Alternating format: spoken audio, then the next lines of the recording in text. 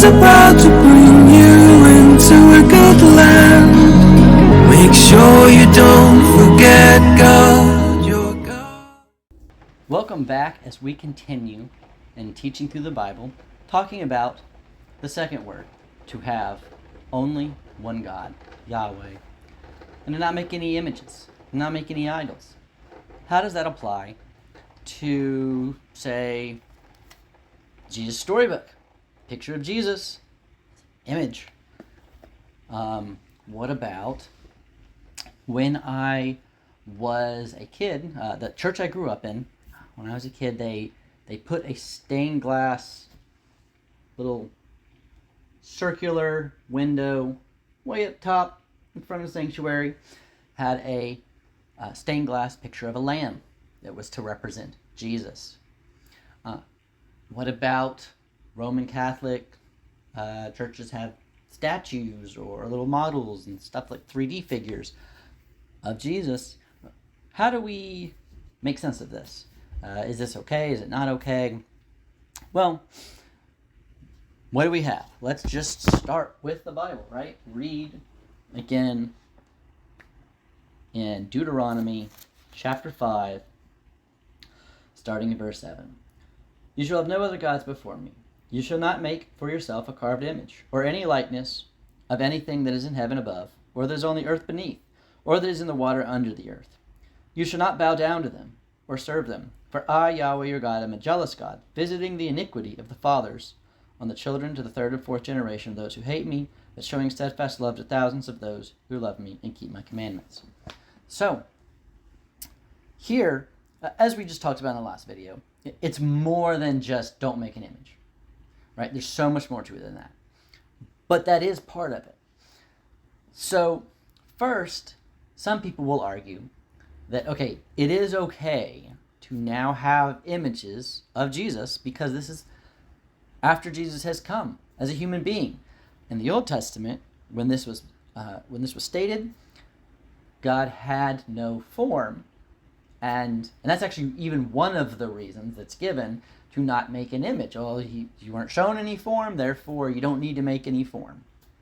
No images. Well, now there has been an image because Jesus is the image of the invisible God. It says that in the New Testament. So does that make it okay? I think there's kind of a misunderstanding of the 10 words here. So the 10 words, they were written on stone. They're literally written in stone, right? The stone tablets.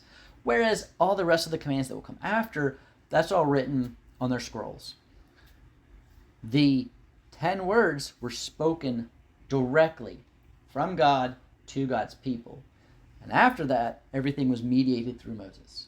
There are these ways that kind of show this distinction between the 10 words, and I talked about the differences between moral, ceremonial, and civil law in previous videos. This is the moral law here. This is the base level of the moral law, and then there's expansion of that. We're looking through that right now in Deuteronomy as Moses is explaining kind of, here's some more details of how to apply this and what this means and more breadth. But those 10 words, they don't change. And we see that in the New Testament too. They're always treated as still in effect. And so to have this one part change doesn't seem to really make sense to me. So I would say, no, that's not really a good reason why we would not follow this part anymore and say that we could actually make an image of Jesus. But even there's even if you say, okay, yes, no, we still can't make images of Jesus, even there is there a caveat.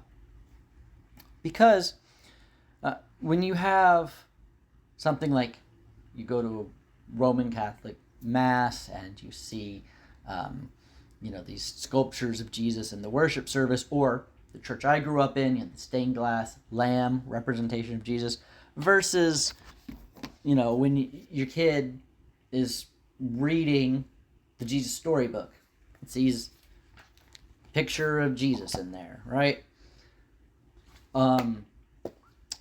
Is that the same thing? when you have maybe study material, Sunday school curriculum, the little flannel graphs they used to have all the time. Is that the same thing? I think here we're also, again, having to look at the context. So we looked at the context for, okay, this is the 10 words. That's different from these other commands that Moses gives. This is something that's enduring throughout into the New Testament. So looking at that, we say, okay, no, this still applies. But then what is it about? It's about, as we continue to read through chapter 6, 7, 8, 9, 10, 11, 12, and Deuteronomy, this is worship, right? And so I think it's fair to say, hey, this right here is a command about worship. So if, they're making these idols for the purpose of worship, these will be in a worship setting. So if you have that stained glass window that is in the sanctuary, smack dab right at the very front at the top, that's in a worship setting. Now maybe, I know they didn't mean to put any kind of idol up, put any kind of image that would be worshipped. But guess what? Thinking back on it, when I was a kid, it was very easy for me to, and I didn't realize, exactly what I was doing at the time. When I was praying, when I was singing, I'm supposed to be praying to God. I'm supposed to be singing to God. My attention begins to focus on that image of the Lamb. I don't think that's what I should have been doing. That became my focus. That image became my focus. And I think God's saying that's not okay. So these images in a worship setting, clearly, I think, not a good plan.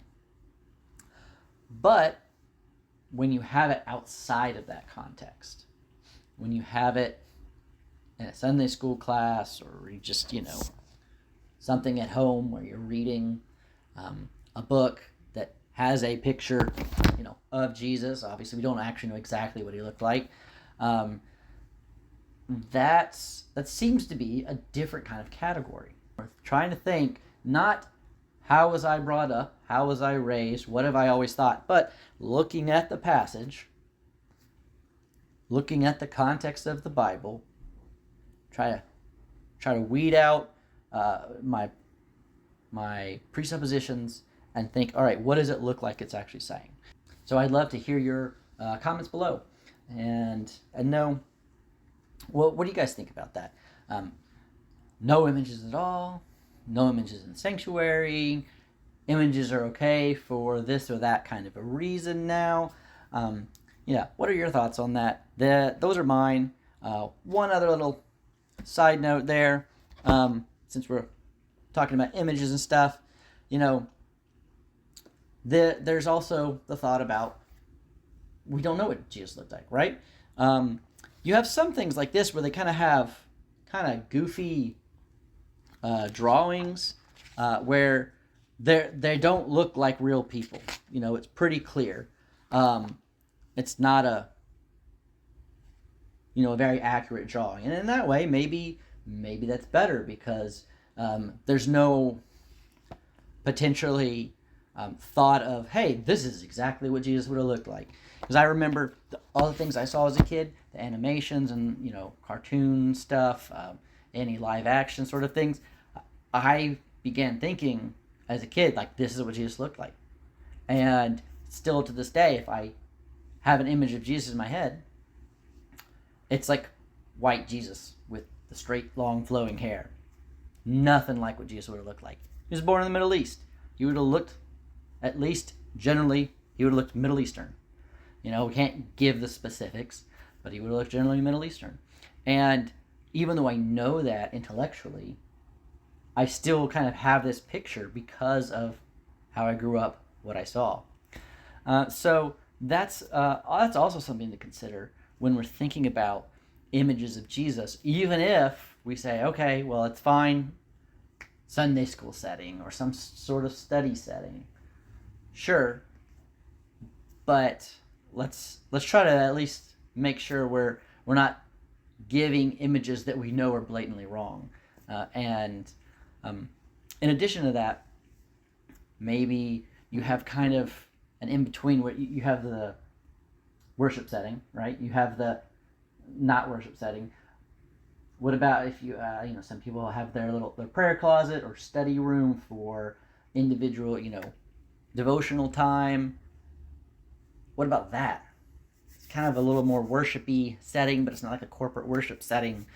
If someone has like a little picture there or something like that, it seems like that could be problematic. But that's kind of more in between these other two situations. So a lot of different kind of scenarios to think about and how this command applies in those different settings. So again, would love to hear your thoughts. Looking forward to reading comments below. Thank you for watching that video. I hope that it helped you learn a little bit more about the Bible today. And if you'd like to continue to learn more about the Bible, then we have plenty of other videos on the channel. And if this has been helpful for you, then you can always let me know by subscribing to the channel. And hopefully I'll be able to continue to help you learn even more about God's Word. Thanks.